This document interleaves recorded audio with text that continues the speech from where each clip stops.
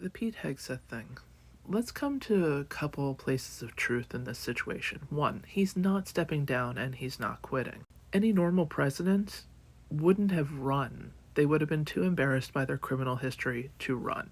Not Trump. Everybody he's put into his administration has a criminal history, a shady past, or just enough money that they don't give a shit about the American people, so they have no interest in us. You're looking at that group thinking they're gonna find like morals laying on the floor somewhere, pick them up and be like, ooh, Pete Hegseth is not going to resign. I don't care how many clips you put up of him saying the exact same thing we want him to do against Hillary.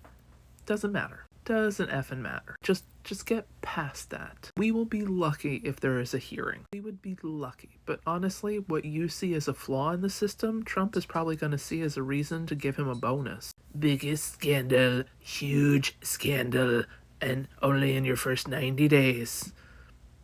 Trumpy gives you bonus. Elon, give him all the money from Medicare.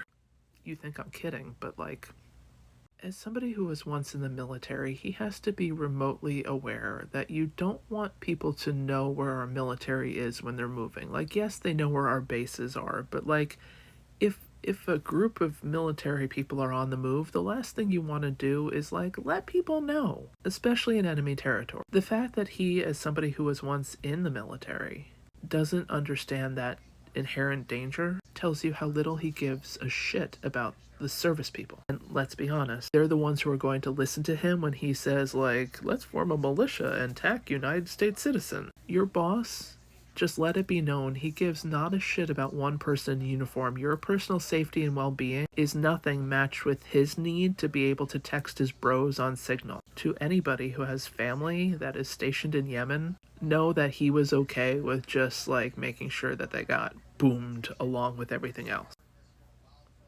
Like, if your family is in the military and they have the opportunity to re-up, I would recommend that they not re-up. And if you have family considering getting into the military, I would have them hold off for 4 years.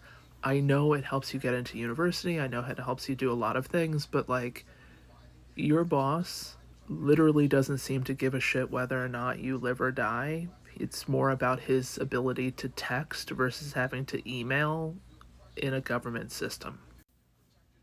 I would highly recommend you look into another career opportunity besides the military. 3.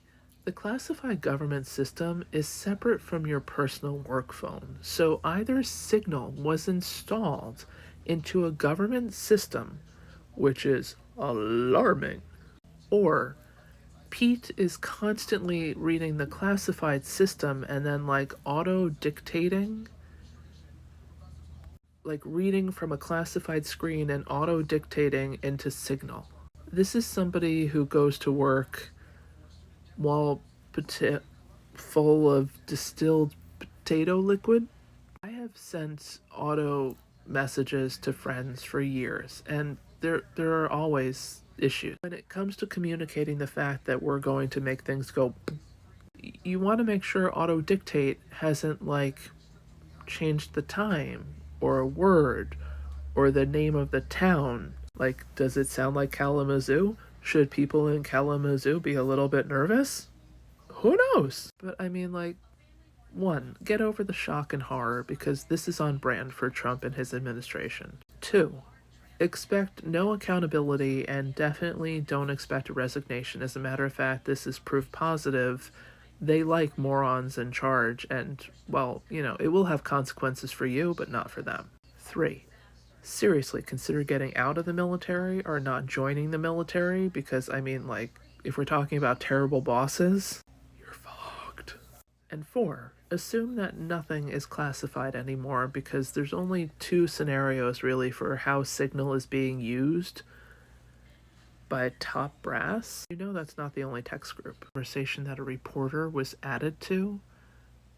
But I mean, think about how many text groups you have going in an average day. Or how many like Slack groups you have going at work. I know that there are so many other conversations that, let's face it, now that our enemies know it's on Signal, they're probably going to try to find a way to decode Signal. I'd be terrified, but also know that there's nothing we can do about any of it.